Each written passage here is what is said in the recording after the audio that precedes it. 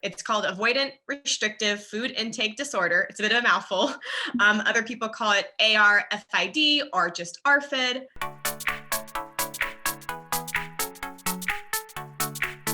Would you mind just kind of diving into like, what is all that even mean? Yes, definitely. I'm so glad that we're talking about this just because it is trending and we're seeing it more than we had in the past. Okay. So it used to be called selective eating disorder. So what happens is a person limits the type and amount of food that they intake, and they can limit this based on like food colors, textures, or smell.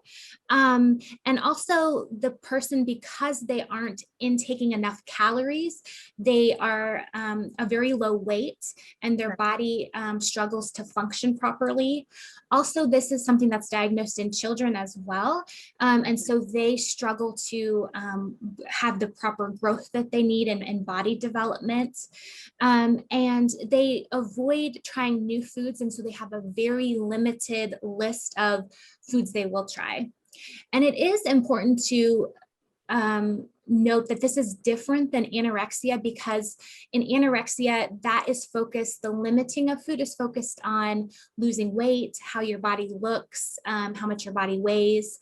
But this is different. It's more about the different types of food, colors, texture, and smell.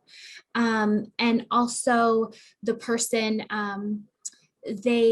I guess it's helpful to know that this diagnosis wasn't in our previous diagnosis manual. It's more new to this more recent manual. It's been around, but they have just recently identified it as an eating disorder.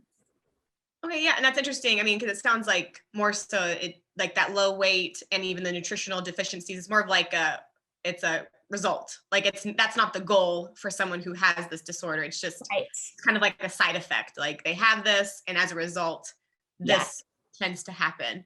Yeah. So that was great. Yeah, clarity between those.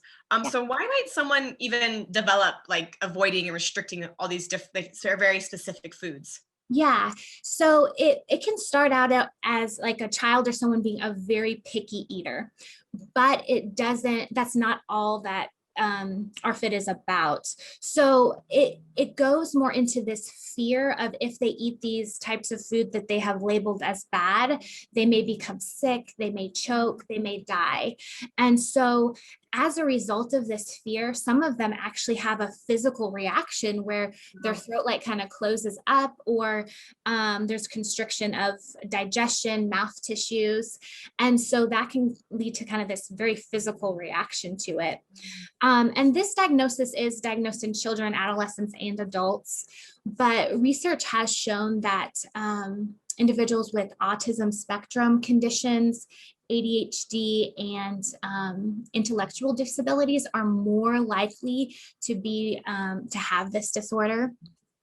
And because of the fear, we often see anxiety disorder as well, diagnosed with ARFID. That's interesting. So when someone comes to you, do they usually start out like they specifically have ARFID, or is it something that tends to just kind of come up in the package of like all these other stuff that like the autism or the anxiety or things like that? Sure.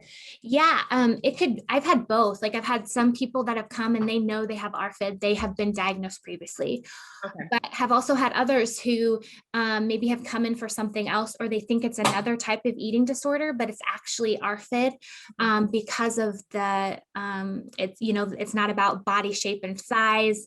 It's more about why they're not eating these certain types of food and fears with the food. So it can be both, or I've had both. Okay, no, that's good to know. And then I'm a parent, and so, my kids aren't actually picky eaters, but that is a huge thing that parents worry about. Like, are my kids like eating enough? Or are we worried about? At what point do you think a parent kind of crosses the line from like, I think my kid's a picky eater to like, I think they might be struggling with ARFID? Like, is there a way to distinguish that at all? Or is it kind of just getting advice?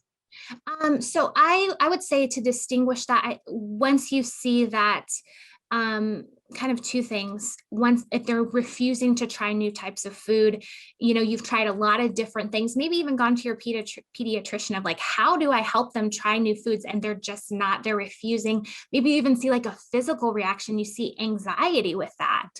But then also, if you're noticing your child isn't growing like they should, they're not gaining weight, maybe they're looking very thin, that's when it's time to go and talk to your pediatrician, your doctor about, hey, these are the specific issues that I'm seeing. What's our next step?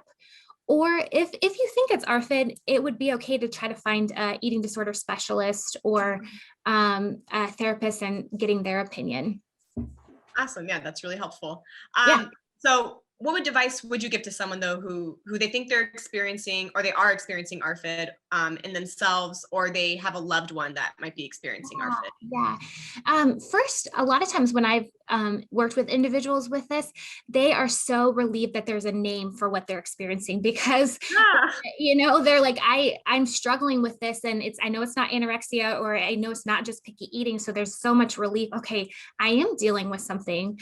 And so I would recommend looking for an eating disorder specialist, just because someone who understands eating disorders is going to understand this specific diagnosis and the anxiety that goes along with it. So when you go into treatment, that's a piece that's really going to be worked on, is that anxiety. So I know there's a lot of stigma around mental illness, eating disorders, but if you feel like you're struggling with this, there is help, there is treatment for it. Don't go it alone. Don't feel like you have to suffer by yourself. This is a newer eating disorder, and I think they just discovered it 20 or some years ago.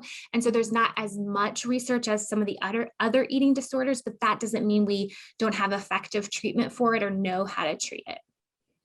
Awesome. Yeah, that's still super helpful. And I understand what you're saying. It's just good to know, like, oh wait, like there have been people like looking into this. Like, It's not like I'm an anomaly or something like that. Right. So that's awesome.